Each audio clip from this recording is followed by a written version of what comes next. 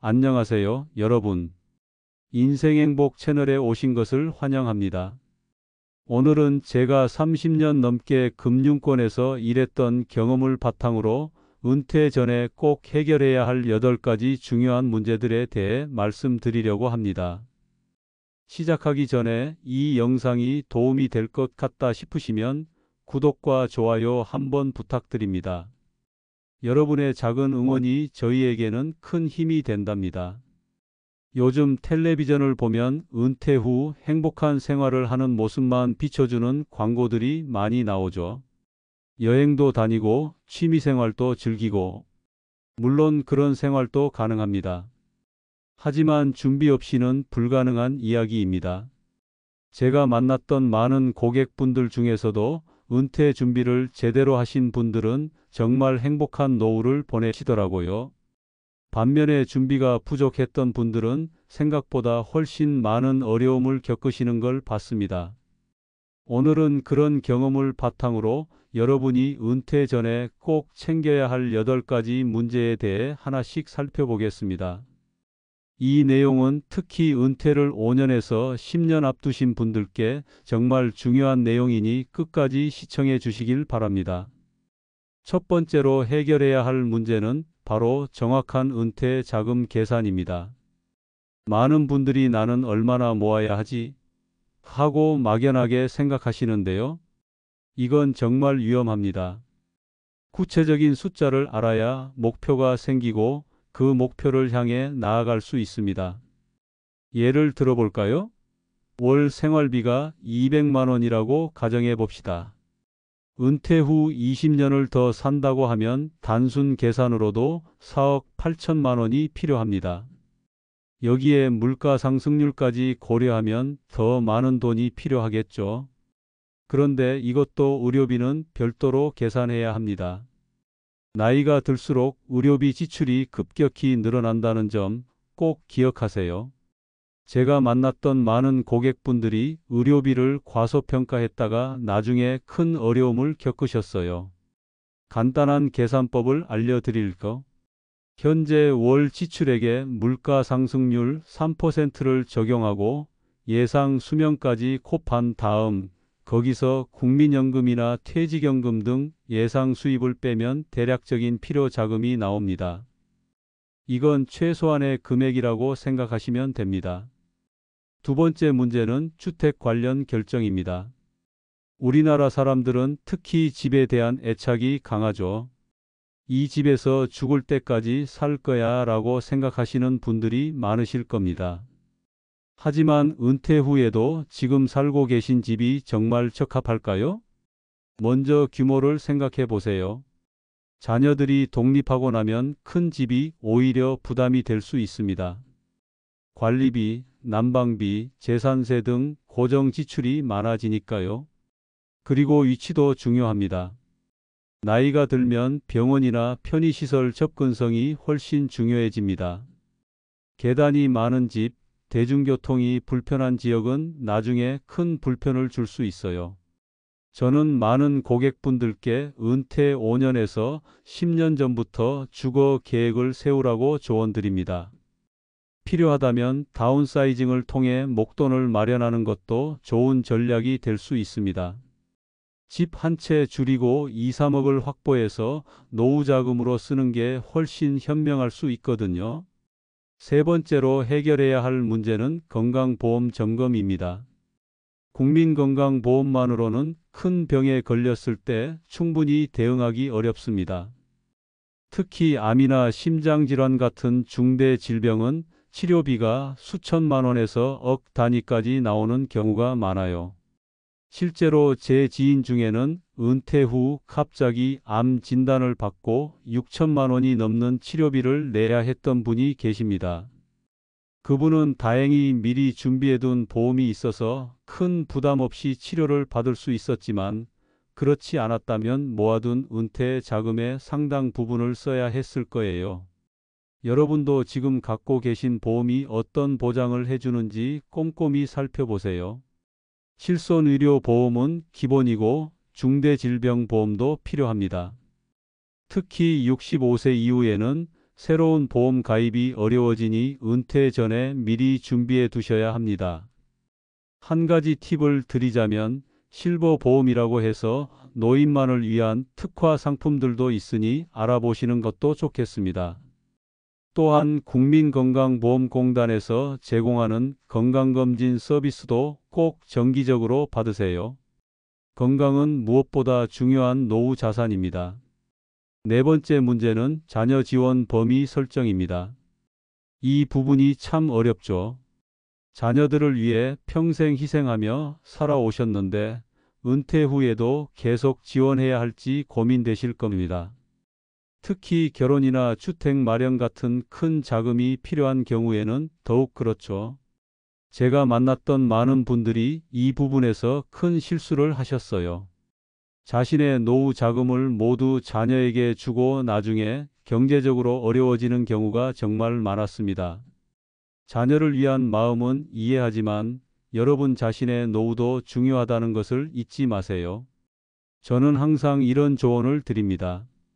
자녀에게 줄 수 있는 최대 금액은 내 노후 자금을 제외한 나머지라고요. 먼저 자신의 노후 자금을 확보하고 그 외의 여유 자금으로 자녀를 지원하세요. 미리 자녀들과 솔직한 대화를 나누는 것도 중요합니다. 여러분이 어디까지 지원할 수 있는지, 앞으로는 스스로 해결해야 하는 부분이 무엇인지 분명하게 이야기해 두는 것이 좋습니다. 이런 대화가 어렵더라도 나중에 생길 수 있는 오해와 갈등을 예방할 수 있어요. 다섯 번째 문제는 투자 포트폴리오 재조정입니다. 많은 분들이 은퇴가 가까워지면 모든 투자금을 안전자산으로 옮기려고 하십니다. 예금이나 국채 같은 곳에만 돈을 넣어두려고요. 물론 안전성이 중요하지만 너무 보수적인 투자만 하면 인플레이션 때문에 실질 자산 가치가 줄어들 수 있습니다. 제가 추천드리는 방법은 버킷 전략이라는 겁니다. 전체 자산을 세 부분으로 나누는 거예요. 첫 번째 버킷은 향후 3년에서 5년 동안 필요한 생활비를 예금이나 CMA 같은 안전자산에 보관합니다. 두 번째 버킷은 5년에서 10년 후에 필요한 자금으로 회사채나 국채 같은 중간 정도 위험의 자산에 투자합니다. 세 번째 버킷은 10년 이후에 필요한 자금인데 이건 주식이나 부동산 같은 성장형 자산에 일부 투자해도 됩니다. 이렇게 하면 단기 시장 변동에 크게 영향받지 않으면서도 장기적으로는 인플레이션을 이길 수 있는 수익을 얻을 가능성이 높아집니다. 물론 이건 개인 상황에 맞게 조정해야 하니 전문가와 상담해 보시는 걸 추천드립니다.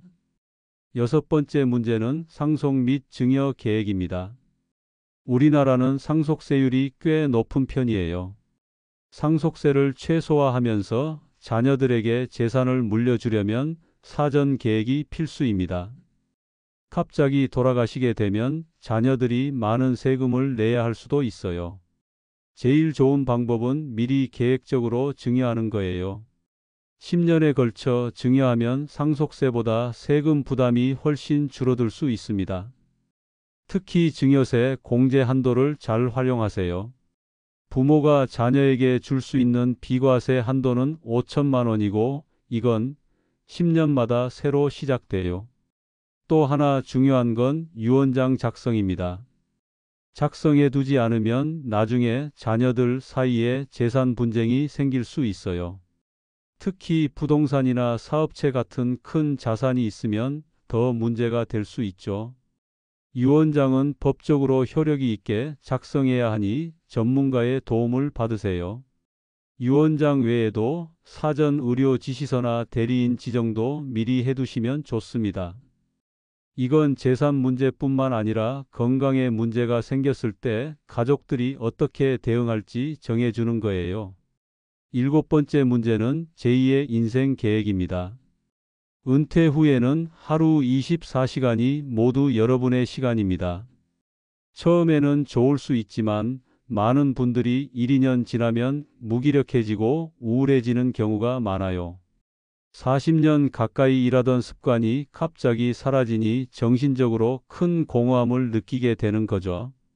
제가 아는 한 은행장 출신분은 은퇴 후 처음에는 여행도 다니고 골프도 치면서 즐겁게 지냈어요. 하지만 2년 정도 지나니 내가 이렇게 사는 게 맞나? 하는 의문이 들더라고요.